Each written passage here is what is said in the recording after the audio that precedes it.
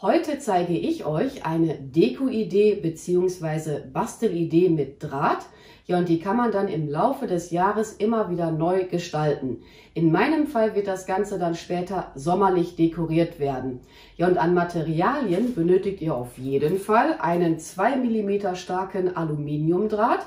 Dann habe ich hier einen 0,3 mm starken Schmuckdraht. Das hier ist ein Stück Birkenholz. Ihr könnt natürlich jetzt auch andere Hölzer verwenden, zum Beispiel Eiche, Buche, was auch immer ihr halt bei euch finden solltet. Ja, und ganz wichtig, ein Bohrer. Der Bohrkopf hat jetzt in meinem Fall einen Durchmesser von 2,5 mm.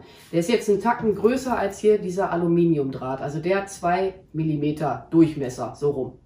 Ich werde jetzt mal als erstes mit meinem Bohrer 8 bis 10 Löcher hier in mein Stück Holz hineinbohren. Ja, und ich würde mal sagen, Schakka, auf geht's.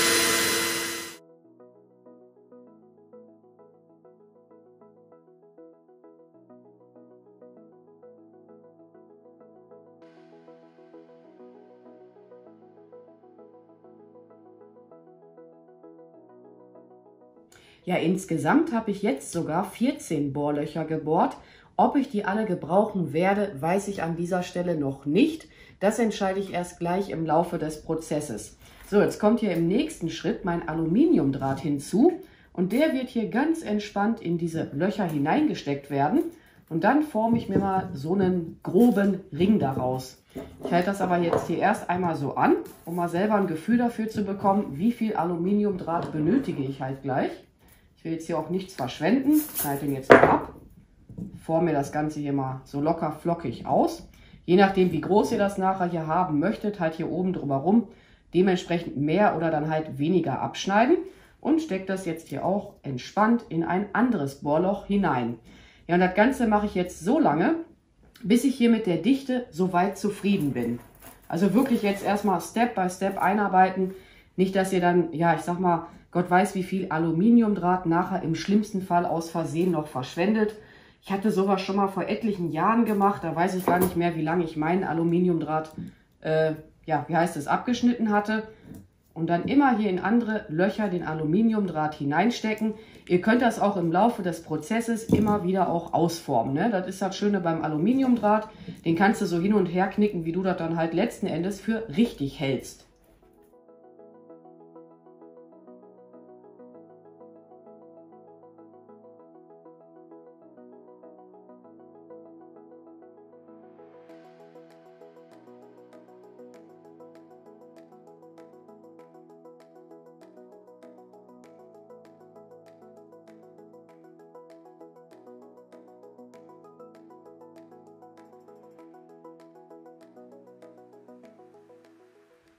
Ja, letzten Endes habe ich jetzt doch alle Bohrlöcher verwendet. Ja, und aus diesem Schmuckdraht forme ich mir jetzt mal so ein grobes Nest raus. Da müsst ihr jetzt auch gleich ordentlich Draht abwickeln. Kann man immer schon im Laufe des Abwickelns auch so ein bisschen, ich sag mal, verknuddeln. Wie gesagt, das soll so eine Art, ich sag mal, grobes Nest ergeben. Wirklich erstmal peu à peu abwickeln und dann mal gucken, wie viel von dem Schmuckdraht möchtet ihr überhaupt letzten Endes verwenden.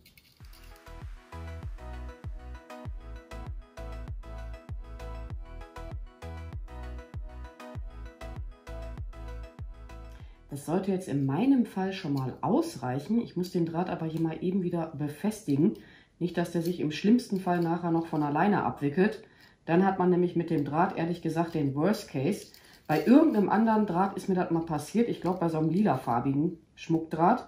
Das ist dann super ätzend, das wieder auseinander zu friemeln. So, jetzt ist aber hier dran stramm so rum. Ich habe das Ganze jetzt hier mal so grob zerknuddelt. Kann man ja auch immer wieder hin und her biegen, ne, wie ihr das halt, ich sag mal, leiden mögt. Und das wird jetzt hier so eingearbeitet werden. Naja, und dann kann sich jetzt jeder auch mal Gedanken machen, wie er das Ganze überhaupt weiter dekorieren möchte. Je nach Jahreszeit habt ihr jetzt auch unendlich viele Möglichkeiten, was man damit machen könnte. Aber ich muss das jetzt hier alles auch noch etwas justieren. Und ich denke, das sieht nachher auch ganz niedlich aus. Ehrlich gesagt, ich mache mir jetzt gerade auch noch ein paar Gedanken, wie ich weiter dekorieren möchte. Ja, und wie bereits schon vorhin erwähnt, in meinem Fall wird das jetzt gleich sommerlich dekoriert werden.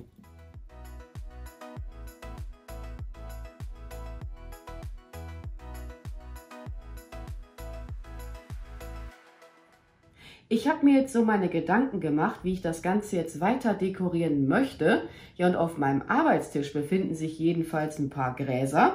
Dann habe ich hier ein paar Blüten von einem Lavendel.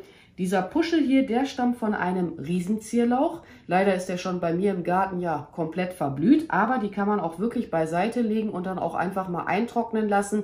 Kann man dann wiederum zum Beispiel für eine andere Deko verwenden. Macht sich auch gut in Weihnachtsdeko.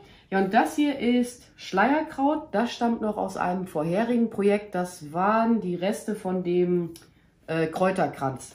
Ja, und eventuell kommt noch dieses Schneckenhaus auch hinzu. Das würde ich da aber jetzt nur so drauflegen. Vielleicht hole ich dann gleich doch noch die Heißklebepistole hinzu. Ja, und diese ganzen Materialien werden halt jetzt hier so vorsichtig hineingesteckt werden. Den Zierlauch muss ich gleich noch zurechtschneiden und auch das Schleierkraut. Und dann einfach mal so peu à peu einarbeiten, wie ihr das halt für schön empfindet. Man kann natürlich auch andere Materialien aus seinem Garten entnehmen. Jetzt geht es hier wieder los mit meinen minimalen Sprachstörungen. Ja, keine Ahnung warum. Aber das Wetter, das macht einen momentan auch ein bisschen fertig. Ich sag mal so, bei uns hier im Münsterland, warm, kalt, ne, immer wieder mal anders. Aber was soll's, ne? Gibt Schlimmeres als das Wetter. Und dann werde ich das aber jetzt hier auch mal für euch beschleunigen. So viel kann ich dazu jetzt nicht mehr erzählen. Also einfach alles frei Schnauze, peu à peu einarbeiten. Oder halt hineinstecken.